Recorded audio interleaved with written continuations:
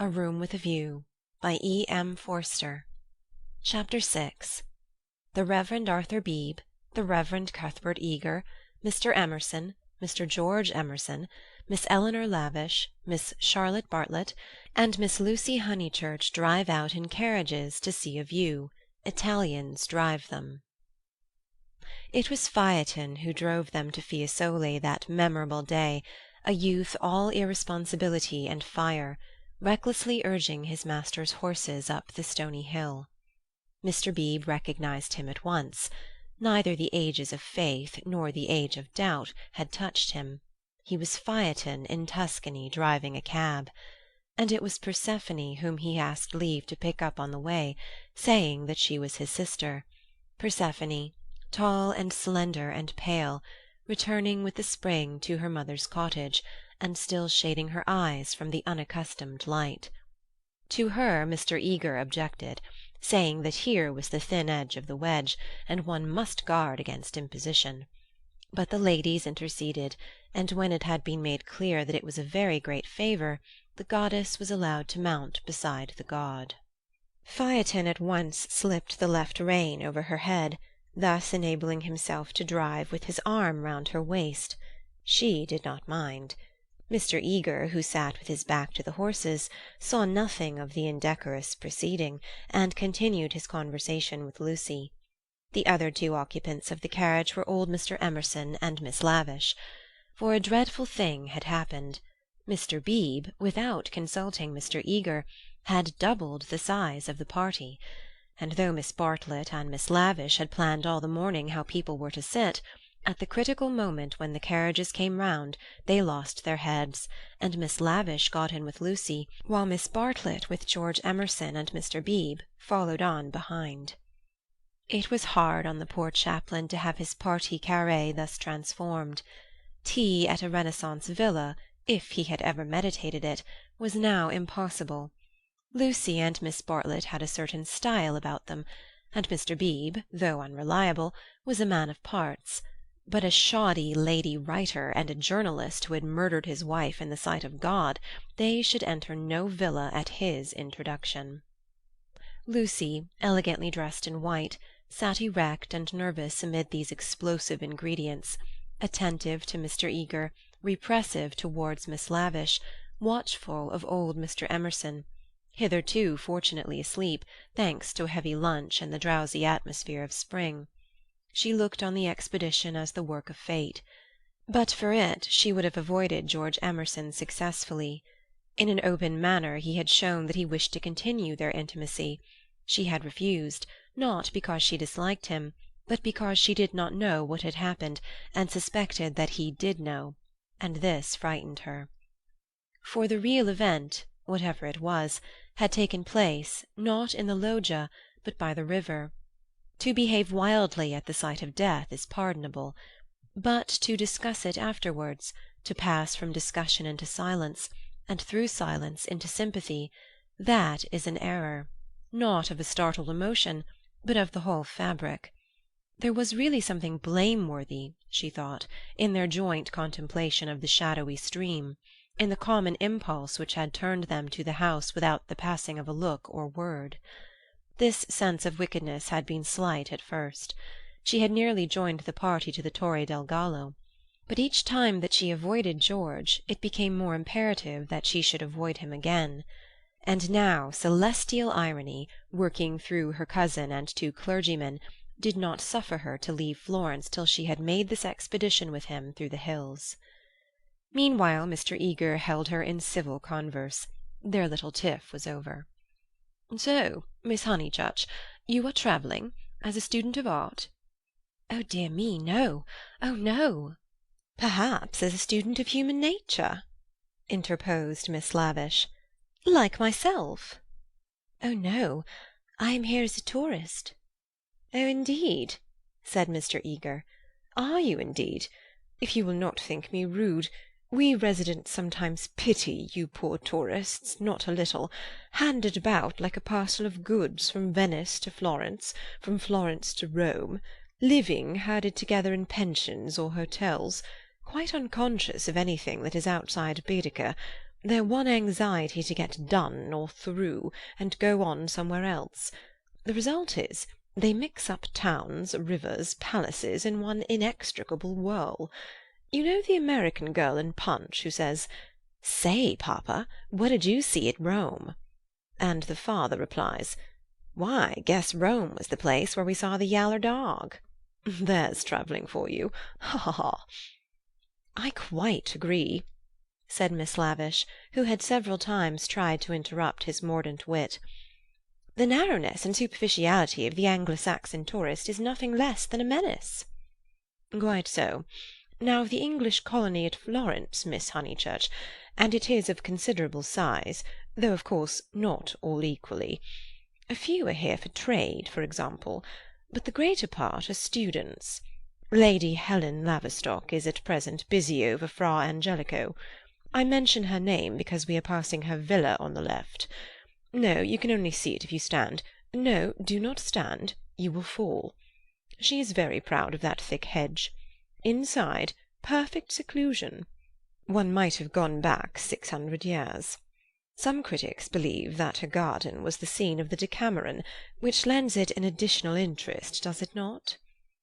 "It does indeed," cried Miss Lavish. "Tell me, where do they place the scene of that wonderful seventh day?" But Mr. Eager proceeded to tell Miss Honeychurch that on the right lived Mr. Someone Something, an American of the best type, so rare, and that the somebody else's were farther down the hill. "Doubtless you know her monographs in the series of medieval byways. He is working at Gemistus Pletho. Sometimes, as I take tea in their beautiful grounds, I hear, over the wall, the electric tram squealing up the new road with its load of hot, dusty, unintelligent tourists who are going to do Fiesole in an hour, in order that they may say they have been there, and I think how little they think what lies so near to them."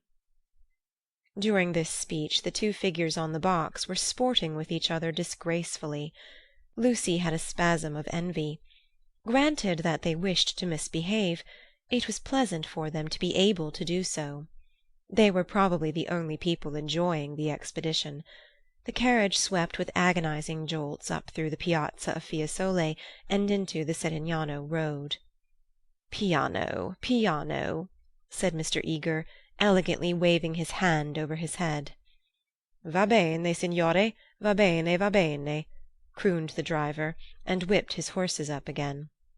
Now Mr. Eager and Miss Lavish began to talk against each other on the subject of Alessio Baldovinetti. Was he a cause of the Renaissance, or was he one of its manifestations?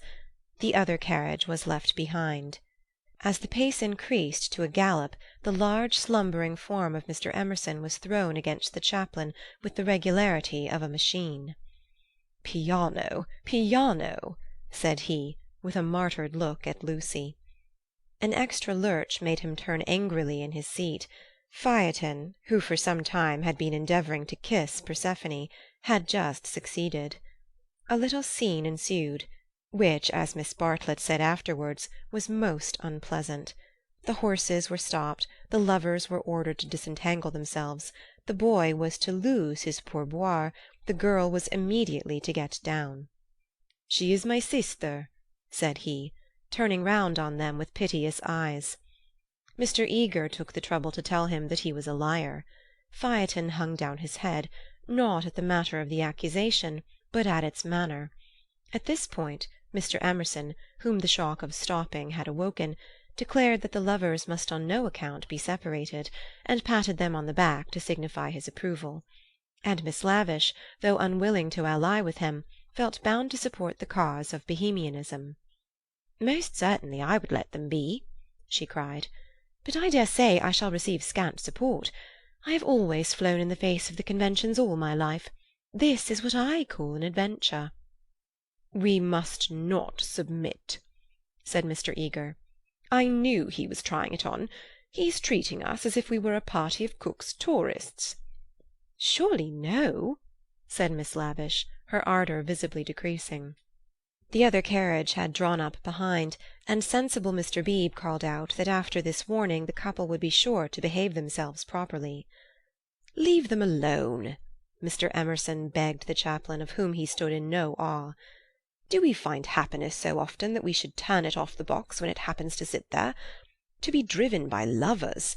A king might envy us, and if we part them it's more like sacrilege than anything I know." Here the voice of Miss Bartlett was heard saying that a crowd had begun to collect. Mr. Eager, who suffered from an overfluent tongue rather than a resolute will, was determined to make himself heard. He addressed the driver again. Italian in the mouth of Italians is a deep-voiced stream, with unexpected cataracts and boulders to preserve it from monotony. In Mr. Eager's mouth it resembled nothing so much as an acid whistling fountain which played ever higher and higher, and quicker, and more shrilly, till abruptly it was turned off with a click. "Signorina," said the man to Lucy, when the display had ceased. Why should he appeal to Lucy? "Signorina," echoed Persephone in her glorious contralto. She pointed at the other carriage. Why? For a moment the two girls looked at each other. Then Persephone got down from the box. "Victory at last," said Mr. Eager, smiting his hands together as the carriages started again. "It is not victory," said Mr. Emerson. "It is defeat. You have parted two people who were happy." Mr. Eager shut his eyes. He was obliged to sit next to Mr. Emerson, but he would not speak to him. The old man was refreshed by sleep, and took up the matter warmly. He commanded Lucy to agree with him. He shouted for support to his son. "We have tried to buy what cannot be bought with money. He has bargained to drive us, and he is doing it. We have no rights over his soul." Miss Lavish frowned. It is hard when a person you have classed as typically British speaks out of his character. "He was not driving us well," she said. "He jolted us." "That I deny. It was as restful as sleeping. Aha, he is jolting us now. Can you wonder? He would like to throw us out, and most certainly he is justified.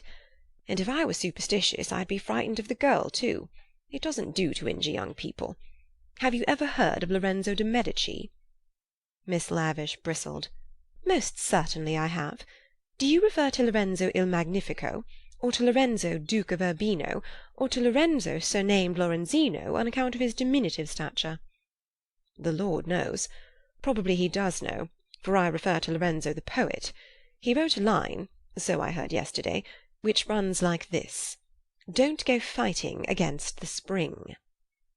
Mr. Eager could not resist the opportunity for erudition. "Non fate guerra al maggio," he murmured. "War not with the May would render a correct meaning." "The point is, we have warred with it. Look." He pointed to the Val d'Arno, which was visible far below them, through the budding trees. 50 miles of spring, and we've come up to admire them. Do you suppose there's any difference between spring in nature and spring in man? But there we go, praising the one and condemning the other as improper, ashamed that the same laws work eternally through both." No one encouraged him to talk. Presently Mr. Eager gave a signal for the carriages to stop, and marshalled the party for their ramble on the hill. A hollow like a great amphitheatre, full of terraced steps and misty olives, now lay between them and the heights of Fiesole, and the road, still following its curve, was about to sweep on to a promontory which stood out into the plain. It was this promontory, uncultivated, wet, covered with bushes and occasional trees, which had caught the fancy of Alessio Baldovinetti nearly 500 years before. He had ascended it, that diligent and rather obscure master, possibly with an eye to business, possibly for the joy of ascending. Standing there, he had seen that view of the Val d'Arno and distant Florence, which he afterwards had introduced not very effectively into his work. But where exactly had he stood? That was the question which Mr. Eager hoped to solve now. And Miss Lavish, whose nature was attracted by anything problematical, had become equally enthusiastic. But it is not easy to carry the pictures of Alessio Baldovinetti in your head, even if you have remembered to look at them before starting, and the haze in the valley increased the difficulty of the quest. The party sprang about from tuft to tuft of grass, their anxiety to keep together being only equalled by their desire to go in different directions. Finally they split into groups. Lucy clung to Miss Bartlett and Miss Lavish. The Emersons returned to hold laborious converse with the drivers, while the two clergymen, who were expected to have topics in common, were left to each other. The two elder ladies soon threw off the mask. In the audible whisper that was now so familiar to Lucy, they began to discuss, not Alessio Baldovinetti, but the drive. Miss Bartlett had asked Mr. George Emerson what his profession was, and he had answered, "The railway." She was very sorry that she had asked him. She had no idea that it would be such a dreadful answer, or she would not have asked him. Mr. Beebe had turned the conversation so cleverly, and she hoped that the young man was not very much hurt at her asking him. "The railway?" gasped Miss Lavish.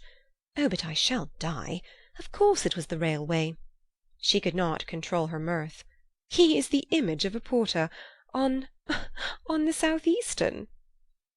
"Eleanor, be quiet," plucking at her vivacious companion.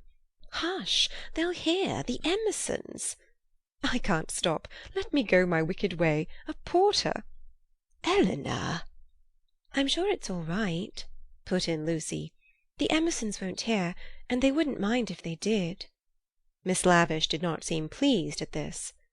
"Miss Honeychurch listening?" she said rather crossly. "Poof! Woof! You naughty girl. Go away." "Oh, Lucy, you ought to be with Mr. Eager, I'm sure."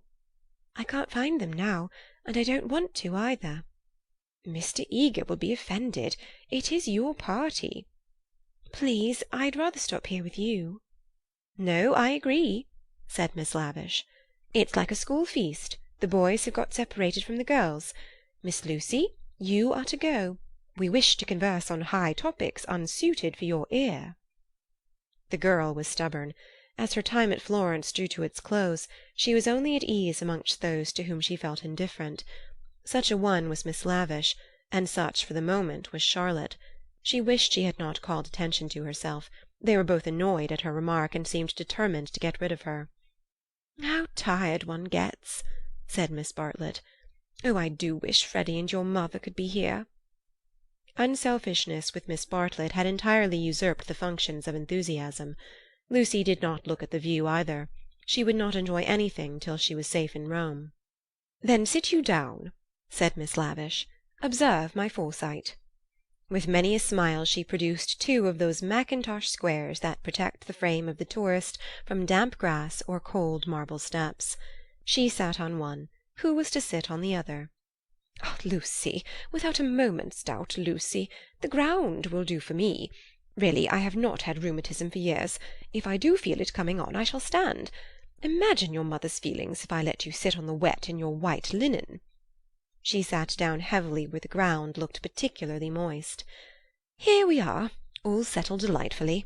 Even if my dress is thinner, it will not show so much, being brown. Sit down, dear. You are too unselfish. You don't assert yourself enough." She cleared her throat. "Now, don't be alarmed. This isn't a cold. It's the tiniest cough, and I have had it 3 days. It's nothing to do with sitting here at all." There was only one way of treating the situation. At the end of 5 minutes Lucy departed in search of Mr. Beebe and Mr. Eager, vanquished by the mackintosh square. She addressed herself to the drivers, who were sprawling in the carriages, perfuming the cushions with cigars. The miscreant, a bony young man scorched black by the sun, rose to greet her with the courtesy of a host and the assurance of a relative. "Dove?" said Lucy, after much anxious thought. His face lit up. Of course he knew where. Not so far either. His arm swept 3/4 of the horizon. He should just think he did know where. He pressed his fingertips to his forehead, and then pushed them towards her, as if oozing with visible extract of knowledge. More seemed necessary. What was the Italian for clergyman? "Dove buoni uomini?" said she at last. Good. Scarcely the adjective for those noble beings. He showed her his cigar. "Uno più piccolo?" was her next remark, implying, Has the cigar been given to you by Mr. Beebe, the smaller of the two good men?" She was correct as usual. He tied the horse to the tree, kicked it to make it stay quiet, dusted the carriage, arranged his hair, remoulded his hat, encouraged his moustache, and in rather less than a quarter of a minute was ready to conduct her. Italians are born knowing the way. It would seem that the whole earth lay before them, not as a map, but as a chess-board, whereon they continually behold the changing pieces as well as the squares. Any one can find places, but the finding of people is a gift from God. He only stopped once, to pick her some great blue violets. She thanked him with real pleasure. In the company of this common man the world was beautiful and direct. For the first time she felt the influence of spring. His arm swept the horizon gracefully. Violets, like other things, existed in great profusion there. Would she like to see them? "Ma buoni uomini?" He bowed. Certainly. Good men first, violets afterwards. They proceeded briskly through the undergrowth, which became thicker and thicker. They were nearing the edge of the promontory, and the view was stealing round them, but the brown network of the bushes shattered it into countless pieces. He was occupied in his cigar, and in holding back the pliant boughs. She was rejoicing in her escape from dullness. Not a step, not a twig was unimportant to her. "What is that?" There was a voice in the wood in the distance behind them. The voice of Mr. Eager? He shrugged his shoulders. An Italian's ignorance is something more remarkable than his knowledge. She could not make him understand that perhaps they had missed the clergyman. The view was forming at last. She could discern the river, the golden plain, other hills. "Eccolo!" he exclaimed. At the same moment the ground gave way, and with a cry she fell out of the wood. Light and beauty enveloped her. She had fallen on to a little open terrace, which was covered with violets from end to end. "Courage!" cried her companion, now standing some 6 feet above. "Courage and love!" She did not answer. From her feet the ground sloped sharply into the view, and violets ran down in rivulets and streams and cataracts, irrigating the hillside with blue, eddying round the tree-stems, collecting into pools in the hollows, covering the grass with spots of azure foam. But never again were they in such profusion. This terrace was the wellhead, the primal source whence beauty gushed out to water the earth. Standing at its brink, like a swimmer who prepares, was the good man. But he was not the good man that she had expected, and he was alone. George had turned at the sound of her arrival. For a moment he contemplated her, as one who had fallen out of heaven. He saw radiant joy in her face. He saw the flowers beat against her dress in blue waves. The bushes above them closed. He stepped quickly forward and kissed her. Before she could speak, almost before she could feel, a voice called, "Lucy? Lucy? Lucy!" The silence of life had been broken by Miss Bartlett, who stood brown against the view. End of chapter 6.